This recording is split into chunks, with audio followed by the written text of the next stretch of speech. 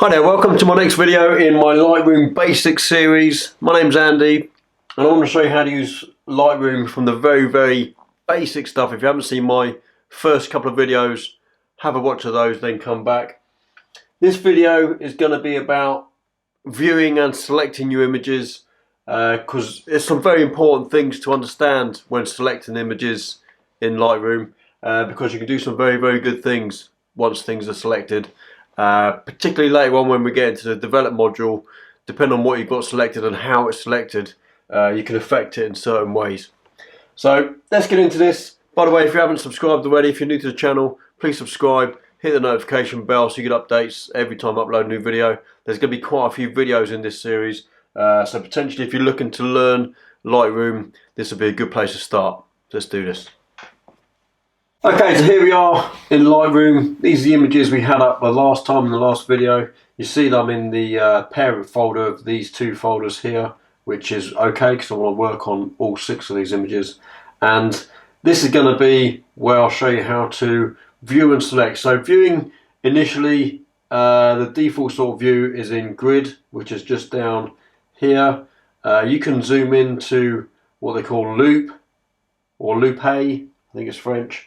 By double tapping it quite simply, and you can do the same by using the grids down here.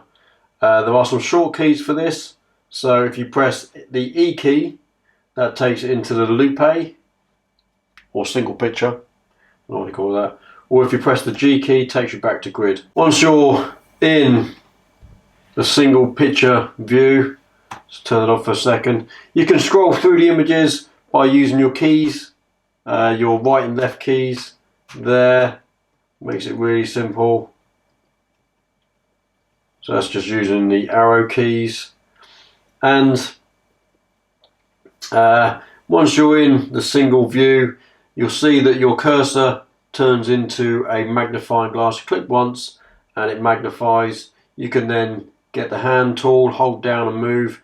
Click one more time and it zooms straight back out. And you can see if I zoom in up the top here, the default is 1:1. So this is zooming into 1:1. You can change those values and go to anything you like. 3:1, should you like to zoom in a little bit further. And then click again, goes back out to fit. So you can use to fill the screen, but what you'll potentially find is that you'll find it crops one of the edges. If you're using landscape pictures, and I've done a crop already on this to 16:9, potentially you're going to crop the ends off, and you can see that just there. So I like to keep it on fit so it fits into the screen quite nicely. And yeah, the default value is generally zooming into 1:1. Like I say, you can change that by using any value you like down there. So we're going to keep it at that for the time being. If I'm zoomed in, I double click, it will go straight out to grid view. So there's another little handy tip. And now we're going to move on to selecting. So if you want to select more than one image, you'll see you can select up the top there. You'll notice they'll grey out, but you will also notice that this first image is actually still lighter than the other 3.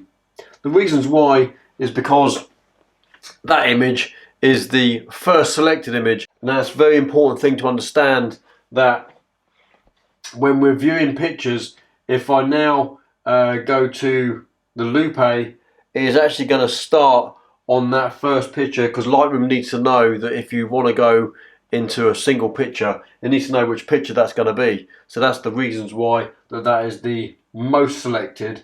As you can tell, depicted by the colour, it is the most selected out of all of those 4 selections. So if I do go to loupe, that'll be the picture that comes up. And it's just gone into the zoom because that's where we were the last time we were zoomed in. So now what we can do is go back out to the grid, and we can select any one of the other pictures, and you'll see that they will become, we haven't deselected anything, they will become the most selected out of those 4. These other 2 images aren't selected at all, but we're not deselecting anything, we're just changing our main selection, which is very good to know. So if I select that picture and go to loupe, that is the picture that we go on to. Let's go back to grid. Incidentally, you can also hit the space bar and it will do the same thing. If you hit it once, it zooms in, and if you hit it again, it zooms back out. Let's go back to grid. Another thing to know, if you've got everything selected and you want to deselect everything apart from one you're on, what you would actually need to do is not click on the picture, just click on the outside to the left, just there, and that selects that one picture and deselects everything else. That's another good thing to know. So let's just do that again. So we want this one to now become our only picture selected, and there we go. We haven't clicked on the picture itself, we've just clicked just outside the picture on either the left or right hand side. I'm assuming you can do it on the top as well. Yeah, so if you did it on the top, it'd do the same thing. And it's good to know, because sometimes you might select all of the images and you won't know how to deselect them. That's how you would do it. Okay. And the only other thing to show you here at the moment is the thumbnail size. You can change the size of the thumbnails just by using that slider there. If that's not there, you can use this little drop down there and find it just down there. Turn it on or turn it off like so. I like to leave it on because I like to change the thumbnail sizes from time to time.